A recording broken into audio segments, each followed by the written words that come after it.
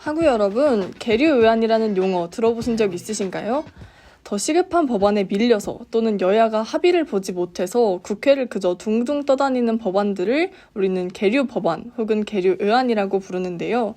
저희 뉴텔라에서는 바로 이 의안들을 집중 조명합니다. 당장 우리 사회를 더 낫게 만들 수 있음에도 통과되지 못하고 국회에 묻혀있는 계류 법안들을 발굴하는 코너 구해줘 법즈. 현재 촬영 시간 기준 계류 중인 법안은 총 17,053건입니다. 출연진 소개해드리겠습니다. 앞선 코너와 마찬가지로 김예원, 홍혁재 하고 나와주셨습니다. 그리고 저는 MC를 맡은 장경진입니다. 코너 진행 방식은 다음과 같습니다. 나와 계신 패널 한 분과 PD를 맡고 있는 하구 한 분이 한 팀을 이뤄 총 2팀이 대결을 진행합니다. 수많은 계류 의안들 중 당장 우리 사회에 필요한 법안들을 양 팀이 하나씩 선정해 소개해 드릴 텐데요. 이 영상을 보고 계신 청취자분들께서도 어떤 법안의 통과가 더 시급한지 생각해 보시길 바랍니다. 추가로 오늘 소개해 드리는 계류 법안들은 모두 국회 의안 정보 시스템에서 확인할 수 있습니다. 이제 본격적으로 구해줘 법즈 시작해 보겠습니다. 그럼 먼저 우리 예원하구 팀부터 들어볼게요. 오늘 어떤 의안 가지고 오셨나요? 네, 저는 오늘 아이돌봄 지원법 일부 개정 법률안을 가져왔습니다. 2023년 5월 31일에 발의가 되었고요.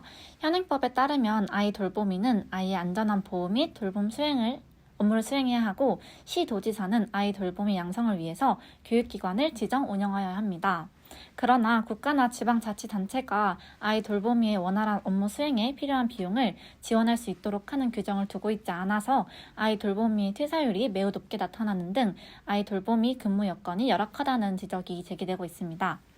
이에 국가나 지방자치단체로 하여금 아이돌보미의 원활한 업무 수행을 위해서 식비나 교통비 등 필요한 비용을 지원할 수 있도록 함으로써 아이돌보미의 업무 수행 여건을 개선하고 아이돌봄 서비스가 보다 안정적으로 시행될 수 있도록 하려는 법안입니다. 저희는 아무래도 또 자녀도 없고 주변에 아이도 없다 보니까 아이돌봄이라는 용어 자체도 좀 생소하게 느껴지는데요. 혹시 그거 어떤 걸까요, 정확히? 네, 아이돌봄 서비스란 부모의 맞벌이 등으로 양육 공백이 발생하는 가정에 만 12세 이하 아동을 대상으로 아이돌보미가 찾아가는 서비스를 의미하는데요. 부모의 양육 부담을 경감하고 시설 보육의 사각지대를 보완하고자 만들어졌습니다. 여기서 양육 공백 가정이란 맞벌이나 한부모, 장애부모, 다자녀 가정이 포함이 되고요. 아이돌보미는 아이돌봄 서비스를 제공하는 사람으로서 작년 기준 서울에는 총 3,604명이 활동하고 있습니다. 그러나 작년 서울시 아이돌봄 센터의 아이돌보미가 입사자보다 퇴사자가 더 많은 것으로 드러났는데요. 아이돌보미가 각 센터에 282명 입사했지만 284명이 퇴사한 것으로 드러났습니다. 현재 아이돌봄법 법령 전문을 살펴보면 서비스를 이용하는 자들을 위한 규정은 어느 정도 갖춰져 있는데요. 정작 아이돌보미의 복지 및 업무에 대한 비용 지원 규정은 없는 상태입니다. 그리고 또한 아이돌봄 활동 시 발생하는 교통비에 대한 지원도 없어서 단시간 아이돌봄을 하러 가는 돌보미의 경우에는 교통비가 지출되면 굉장히 부담이 큰 상황입니다.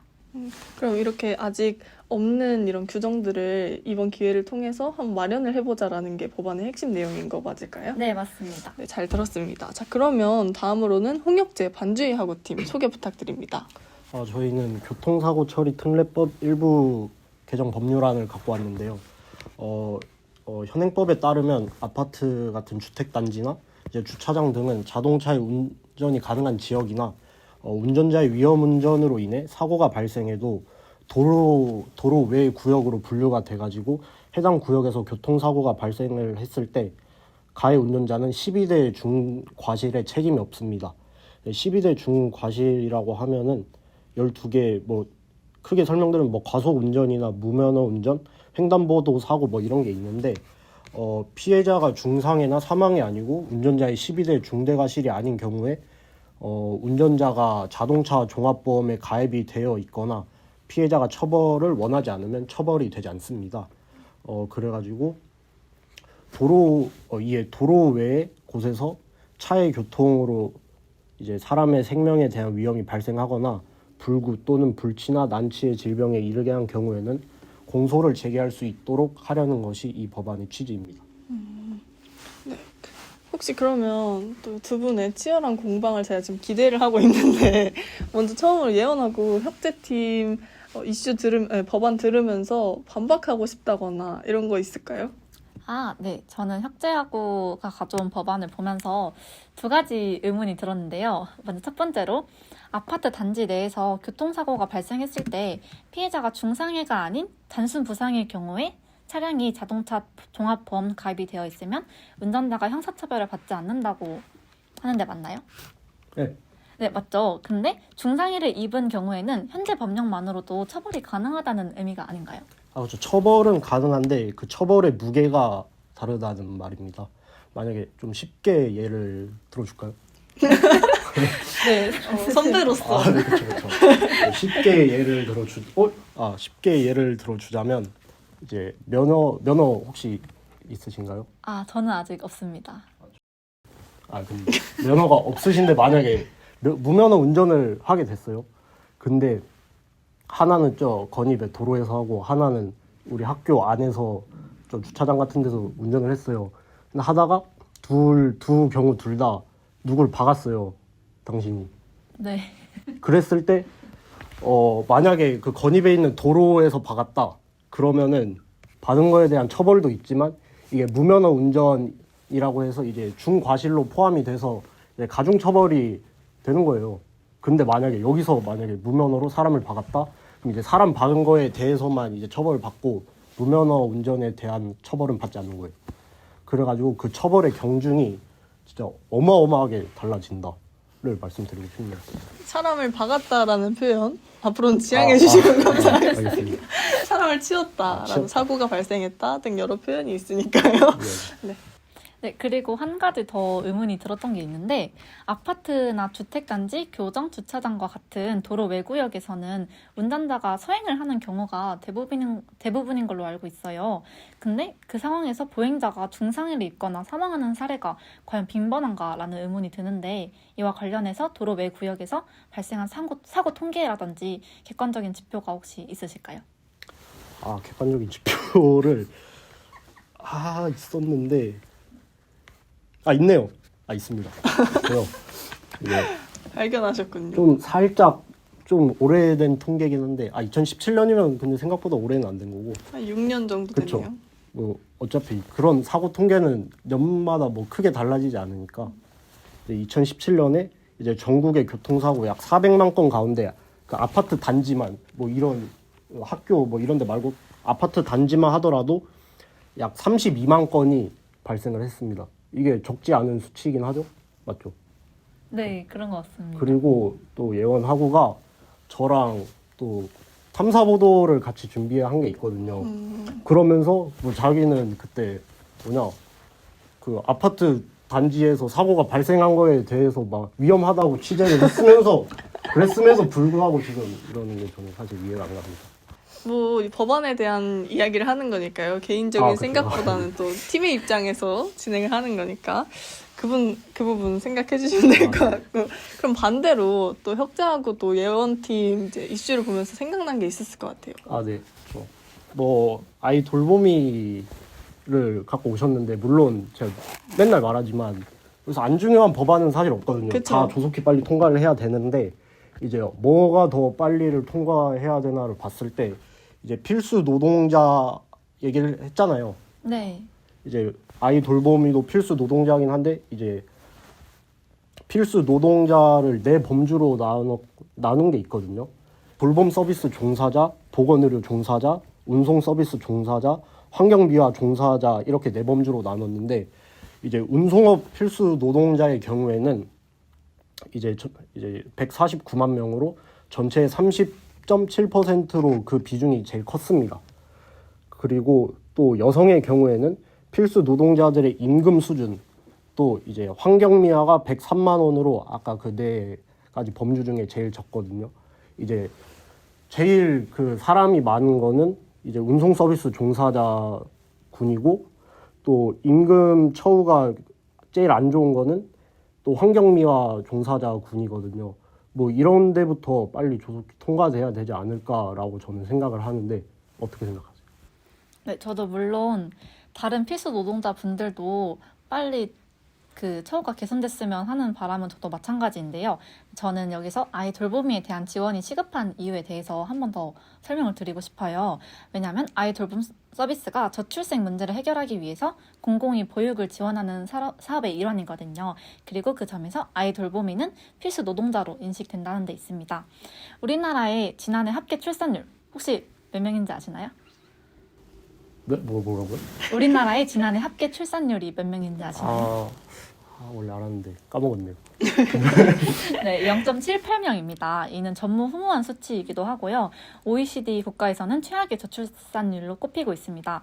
우리나라의 저출산 문제만큼 해결이 시급한 사안이 없다고 생각하는데 이러한 점에서 아이 돌봄이 저출생 문제를 해결하는데 상당 부분 기여하기에 아이 돌보미에 대한 정책적 지원 역시 더 확대되어야 한다고 생각합니다.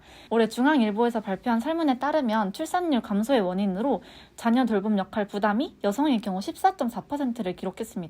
아무래도 여성의 사회 진출이 확대됨에 따라서 맞벌이 가정이 많아지기도 했고 돌봄에 대한 부담이 클 수밖에 없는 상황이겠죠. 이 상황에서 아이 돌봄 서비스가 지원이 되고 복지가 확대된다면 더욱 저출생 문제를 해결하는 데 기여하지 않을까 하는 생각이 듭니다. 잘 들었는데 핵심적인 건 제가 제기한 거에 대한 반론은 없었네요.